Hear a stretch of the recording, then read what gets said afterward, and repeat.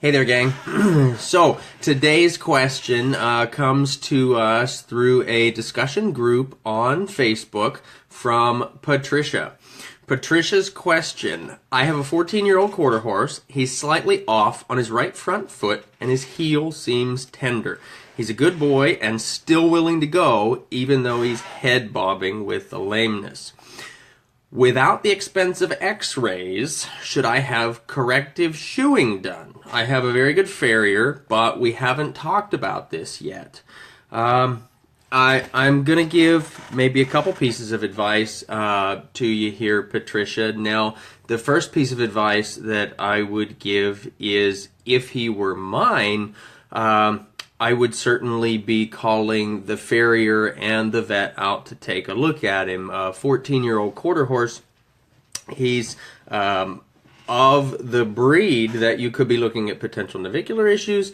You could be maybe just looking at some sort of an abscess, but you could also be looking at something more. If you don't have past x-rays of what's going on inside of his feet, it wouldn't be a bad idea to get some now, so you have something to look back on, kind of as a point of reference for later on in his life. Now, the biggest piece of advice that I'm going to give, and this isn't necessarily directed at Patricia, but kind of a blanket statement for all over. We need to ask for the right advice or the right help from the right professionals.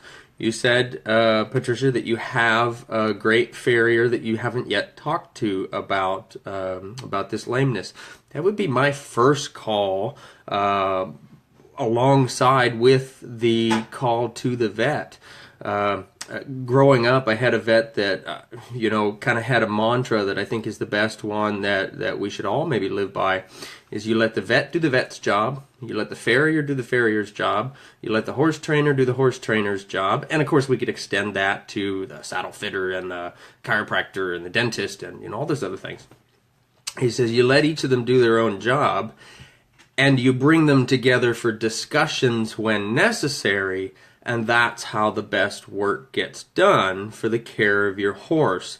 One of the big pet peeves that I have is how often we see questions on discussion groups, photos of horse injuries, photos of, saddles sitting on horses, people looking for advice for saddle fit, advice for injuries, advice for health care. They give these descriptions of what's going on with their horse, and then they get 5,000 different opinions from people who may or may not know what they're talking about, may or may not have ever experienced it, may or may not even understand the question that's being asked. Because I know, as a trainer, as a clinician, as a horseman, when people talk to me about what's going on with their horse, oftentimes when I see what's going on with their horse, then it's a totally different, a different thing maybe than what I was even thinking about. So I would say maybe looking for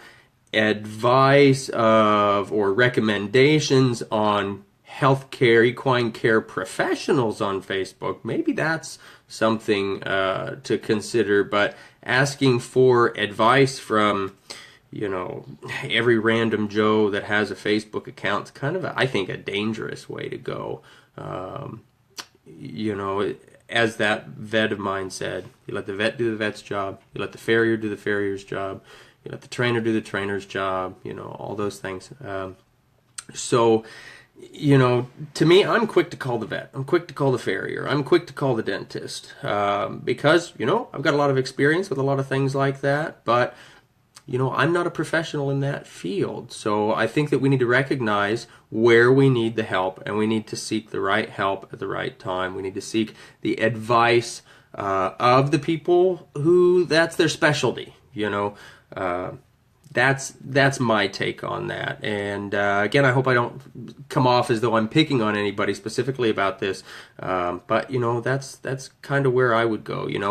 I won't ask my neighbor, who maybe is a school teacher, to pull a tooth or something for me. That doesn't, to me, that doesn't make any sense. So I hope that that's helpful. If this video has been helpful, or if you guys share a similar opinion, please share this video.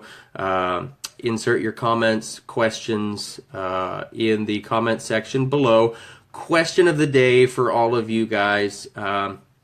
Who makes up your equine care staff? Do you have a saddle fitter? Do you have a dentist?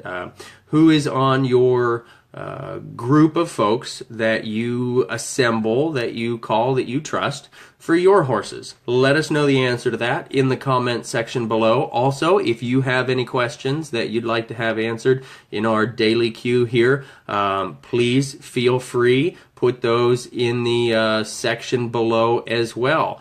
All right, hope that's helpful. Thanks a lot, guys. Tune in next time.